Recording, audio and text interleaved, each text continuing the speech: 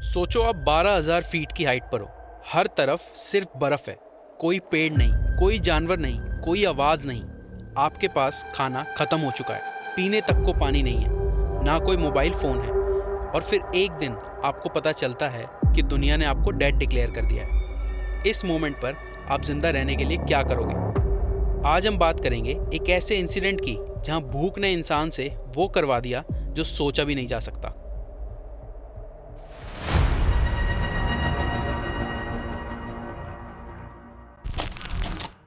12 अक्टूबर 1972 को उरुग्वे की एक रग्बी टीम चिली जा रही थी एक फ्रेंडली मैच खेलने के लिए। प्लेन का नाम था फेयर चाइल्ड FH-227D, जिसमें 40 पैसेंजर और 5 क्रू मेंबर्स मौजूद थे। फ्लाइट नॉर्मल थी, लोग हंस खेल रहे थे, जोक्स चल रहे थे। किसी को अंदाजा नहीं था कि कुछ घंटों में ये सफर जिंदगी और मौत के बीच का सफर बन जाएगा। कॉकपिट में पायलट जूलियो सीजर फेरेडास के साथ को पायलट डेंटे हेक्टर लगुरारा मौजूद थे, लेकिन फ्लाइट जो है वो को पायलट लगुरारा उड़ा रहे थे। मेन पायलट जूलियो सीजर फेरेडास एक तरीके से सुपरवाइज कर रहे थे। 12 अक्टूबर 1972 को ये फ्लाइट कैरेस्को इंटरनेशनल एयरपोर्ट से, जो मोंटेविडियो में है, वहाँ से टेक ऑफ करती है सैंटियागो जाने के लिए, जो चिली का एक शहर है। लेकिन वेदर खराब होने की वजह से फ्लाइट को मेंडोजा, जो अर्जेंटीना का एक शहर है और एंडीज माउंटेन के बिल्कुल पास है, वहाँ पर लैंड कराना पड़ जाता है। अगले दिन यानी 13 अक्टूबर 1972 को मौसम साफ होने के बाद दोपहर के ठीक 2:18 पर यह फ्लाइट मेंडोजा से दोबारा टेक ऑफ करती है सैंटियागो जाने के लिए। वैसे तो एक डायरेक्ट रूट है मेंडोजा से सैंटियागो जाने के लिए, लेकिन बीच में पड़ते हैं एंडीज माउंटेन, जिनकी हाइट लगभग 23,000 फीट है। अब ये जो प्लेन है फेयरचाइल्ड FH-227D, ये मैक्सिमम 28,000 फीट तक उड़ सकता है। इस प्लेन को बहुत अंडर पावर माना जाता था उस टाइम में, जिसकी वजह से ज़्यादातर पायलट्स एक 600 किलोमीटर का लंबा यू शेप रूट लेते थे सैंटियागो जाने के लिए। अब 3:21 पर यह प्लेन प्लेंचॉन पास पहुंच जाता है और यहाँ को पायलट लगुरारा रेडियो से सैंटियागो के एयर ट्रैफिक कंट्रोल से कनेक्ट करते हैं और इन्फॉर्म कर देते हैं कि हम प्लेंचॉन पास पहुँच गए हैं। और 3:32 पे क्यूरिको, जो चिली के अंदर ही पड़ता है, वहाँ पहुँच जाएंगे।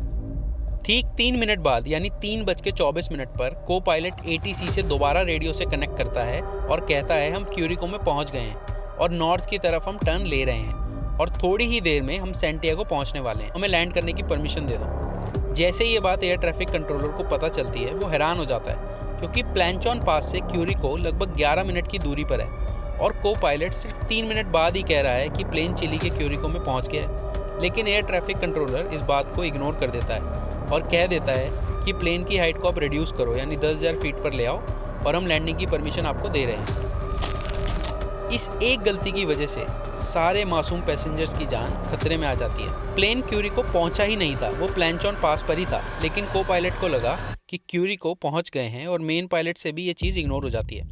अब ये प्लेन की हाइट कम करने लगते हैं, जबकि प्लेन एंडीज की पहाड़ियों में ही था।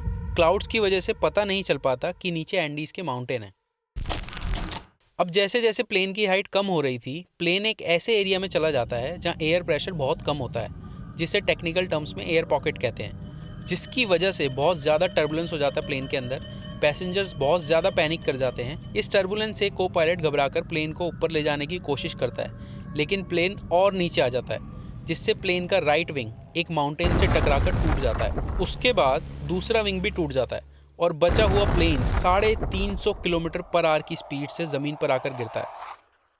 इसके तुरंत बाद 5 लोगों की इमीडिएटली डेथ हो जाती है, जिसमें 3 पैसेंजर और 2 क्रू मेंबर्स होते हैं, और 7 लोगों का पता ही नहीं चलता कि वो कहाँ गायब हो गए। अब 45 पैसेंजर्स में से सिर्फ 33 बचे थे और सब इंजर्ड थे। किसी की टांग टूट गई थी, किसी के पेट में सीट का लोहा घुस गया था, ज़्यादातर बेहोश हो गए थे, किसी को समझ ही नहीं आ रहा था कि एकदम से ये क्या हो गया। जो लोग थोड़े ठीक थे वो महसूस करते हैं कि अंदर फ्यूल की स्मेल आ रही है। इस डर से कि कहीं प्लेन में आग ना लग जाए, वो सबको बाहर निकालने लगते हैं, लेकिन बाहर टेम्परेचर माइनस में था और ज़्यादा स्नो होने की वजह से वो ठीक से चल भी नहीं पा रहे थे। ठंड इतनी बढ़ गई थी कि इनसे सहन ही नहीं हो रही थी। जो लगेज बाहर बिखरा पड़ा था उससे और टूटी हुई चेयर्स से ये प्लेन का जो ओपन पोर्शन है, यानी कि जो टूटा हुआ हिस्सा है, उसे कवर कर लेते हैं। इन बचे हुए 33 लोगों में से 2 मेडिकल स्टूडेंट्स भी थे, गुस्तावो ज़र्बिनो और रॉबर्टो कैनेसा। यही दोनों बाकी लोगों की हेल्प कर रहे थे। ये एक्सीडेंट लगभग दोपहर के 3:34 पर हुआ था और 4 बजते ही अंधेरा होना स्टार्ट हो जाता है। स्नोफॉल स्टार्ट हो जाती है। सिचुएशन और ख़राब हो जाती है।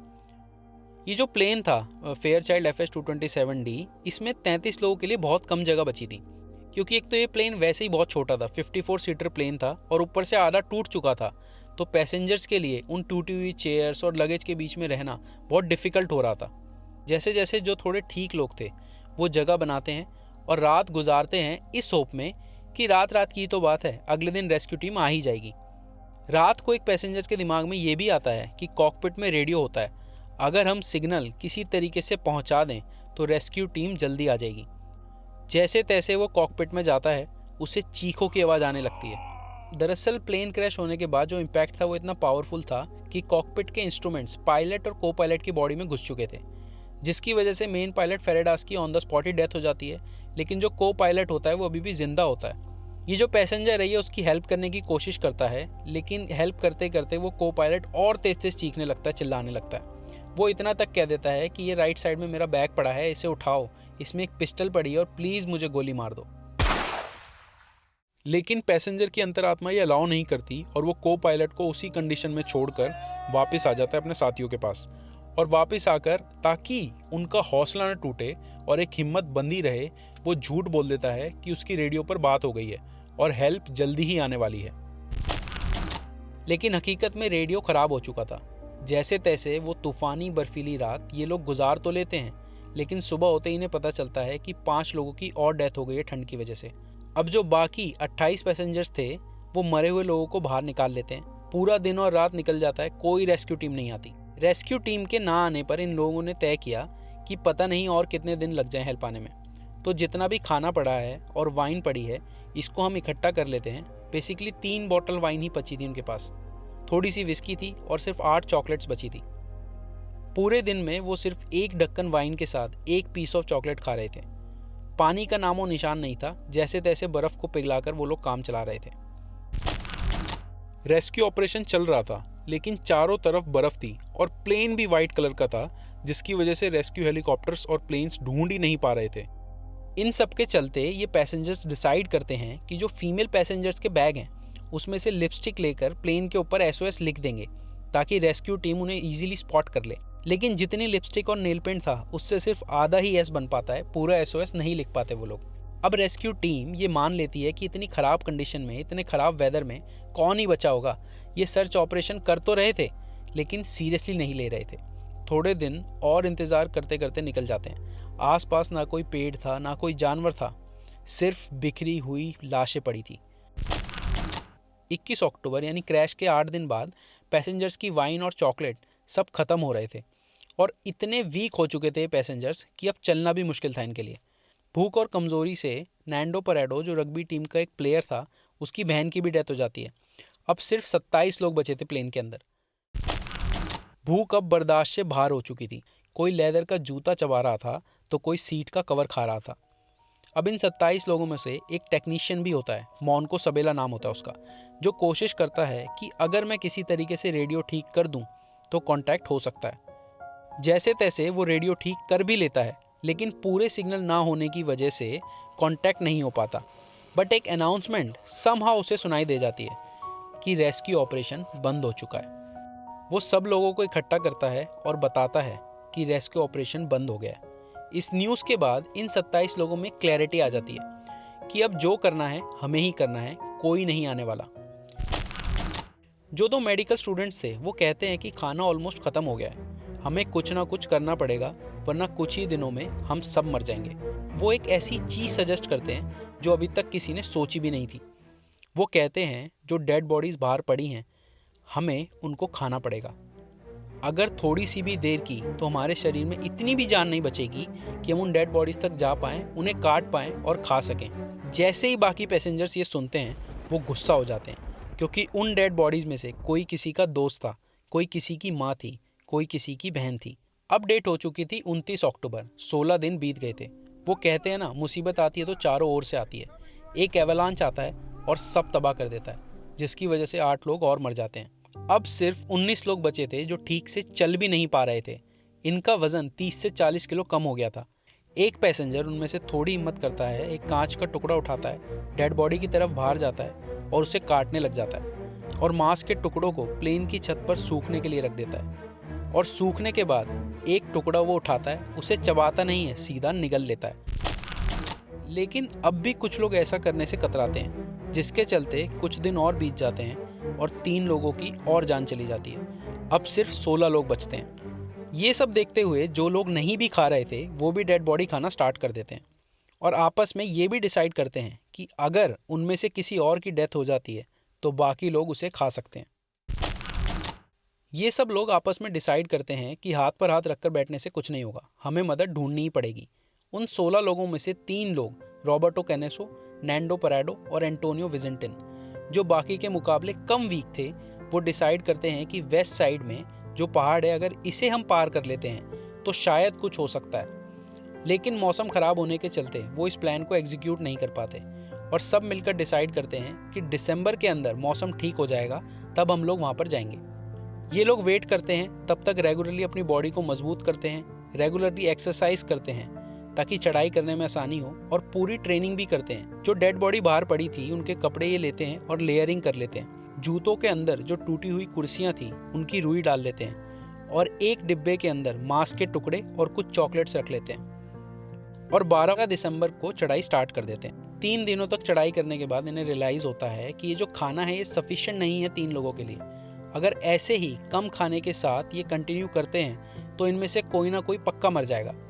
इसलिए 15 दिसंबर को ये लोग डिसाइड करते हैं कि एंटोनियो जो है वो वापस जाएगा प्लेन के पास और सिर्फ रॉबर्टो कैनेसा और नैंडो पराडो ही आगे जाएंगे। 4 दिन और चढ़ाई करने के बाद यानी 20 दिसंबर को वो पहाड़ की चोटी पर पहुंच जाते हैं।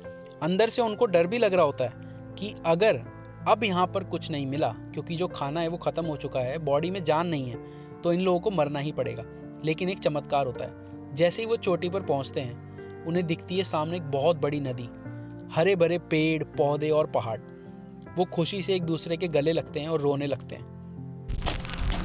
लेकिन मंजिल अभी भी दूर थी। ये डायग्राम जो आपको दिख रहा है स्क्रीन पर, इसमें पॉइंट 3 और 4 से पॉइंट 9 तक पहुंचना था उन्हें। शरीर जवाब दे रहा था, ताकत खत्म हो चुकी थी, फिर भी ये लोग आगे जाते हैं। धीरे धीरे पॉइंट 6 पर जैसे ही पहुंचते हैं, एक रात वहां गुजारते हैं और अगले दिन रिवर साइड तक पहुंच जाते हैं।